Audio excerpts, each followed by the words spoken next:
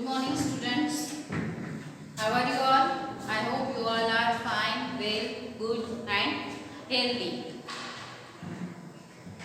In last lectures, we learn about the Anita's dream school. है ना? Do you remember? Yes. Anita's dream school. Anita का एक dream था कि उसे भी स्कूल में जाना था. बट इन प्रीवियस टाइम जो गर्ल्स थी उनको स्कूल में नहीं भेजा जाता था. गर्ल्स स्कूल में नहीं जाती थी, तो उसके पापा ने उसे मना कर दिया था कि नहीं, आपको स्कूल में नहीं जाना है. बट इन स्कूल एक टीचर थी जो उन्होंने एक्सप्लेन किया, उन्होंने कन्विंस किया उनके पेरेंट्स को कि कैसे स्कूल कैसे ज़रूरी है, स्कूल कैसे इम्पोर्टेंट है, राइट. स्कूल क्यों इम्पोर्टेंट है. तो इस तरह से उन्होंने जो अनीता के पेरेंट्स थे उनको कन्विंस किया, और फिर उसके जो पापा थे, उसकी जो मम्मा थी, वो रेडी हुए अनीता को स्कूल भेजने के लिए.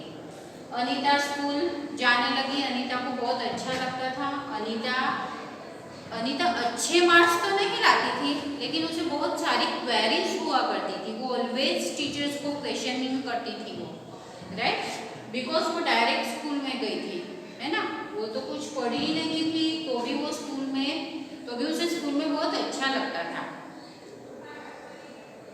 तो देखते हैं staying in school. Staying in school, Anita की आगे की जर्नी स्कूल वाली वो कैसी थी. Time pass and soon I completed class 5.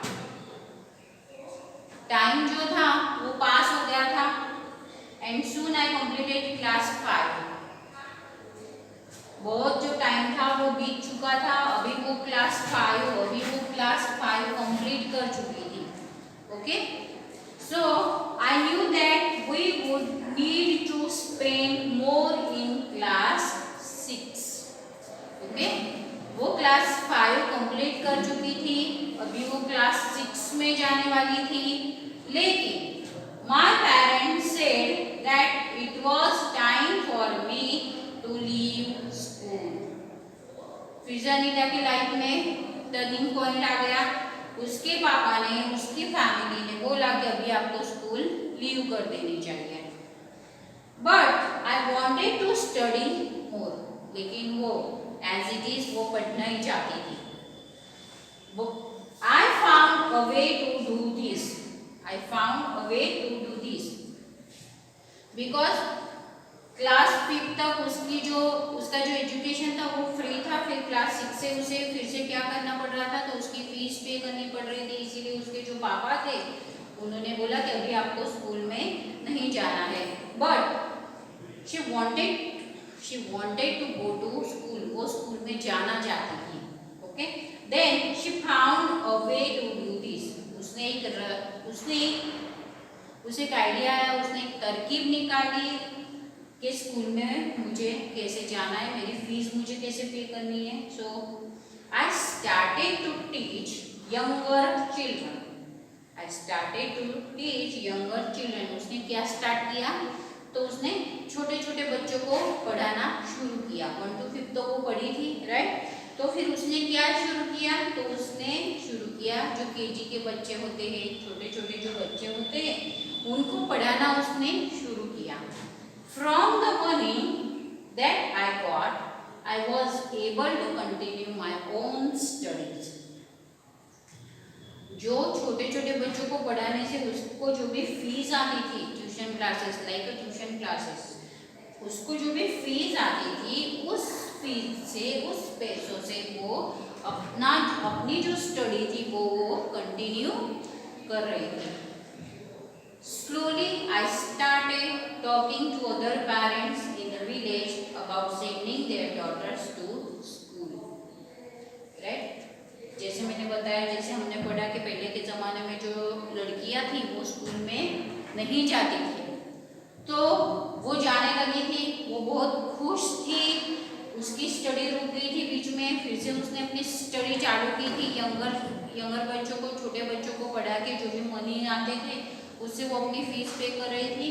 And अभी उसने दूसरा एक प्रोजेक्ट हाथ में लिया था कि गांव में जा जाके सभी पेरेंट्स को बताना है कि आपकी जो डॉटर है, आपके घर में जो गर्ल है, उसे आपको स्कूल भेजना है।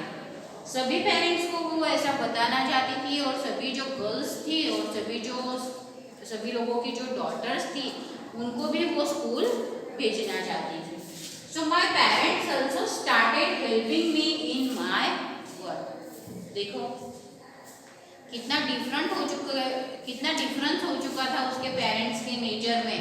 पहले उसके पेरेंट्स थे जो अनीता को स्कूल नहीं भेजना चाहते थे, लेकिन एक टीचर की कन्वीनियंस से उन्होंने अपनी डॉटर को स्कूल में भेजा।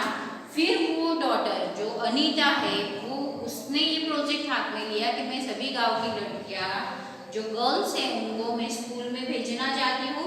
तो उसी प्रोजेक्ट में उसके जो पेरेंट्स हैं, अनीता के जो पेरेंट्स है, वो उसे हेल्प करने के लिए रेडी थे।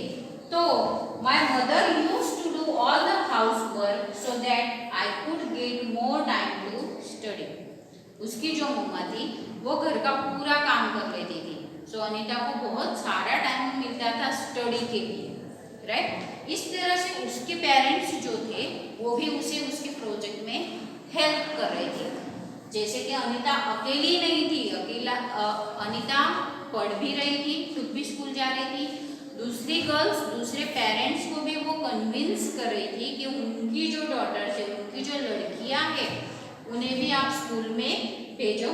जैसे टीचर ने कन्विंस किया था उसके पेरेंट्स को, वैसे ही उसके जो पेरेंट्स है, उसके जो पापा थे, वो दूसरे पेरेंट्स को कन्विंस करने के लिए उसे हेल्प कर रहे थे कि आप अपनी डॉटर को, आप लोगों की गर्ल्स वो जो है वो उनको सभी को स्कूल में भेजें। और उसकी मम्मी जो थी वो घर का सभी काम कर लेती थी, इसलिए अनीता को बहुत सारा स्टडी के लिए वर्क मिलता था।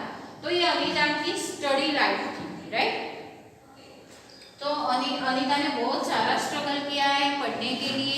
सो यू आर सो लकी, आप बहुत लकी हो कि आपके लिए बहुत अच्छी फैसिलिटीज़ है, अच्छी स्कूल है, अच्छी किताबें हैं, अच्छी नोटबुक्स है, अच्छी बैग ला के देते हैं आपके पेरेंट्स आपको, और स्कूल में आने के लिए और घर पे आने के लिए वैन है, बस है।